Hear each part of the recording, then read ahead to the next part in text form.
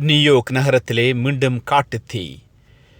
செய்வதறியாது தவிக்கின்றார்கள் மக்கள். இறைவனின் கோரப்பிடி இந்த ரமலான் மாதத்திலே மீண்டும் அமெரிக்காவை நோக்கி பாய்ந்திருக்கிறது.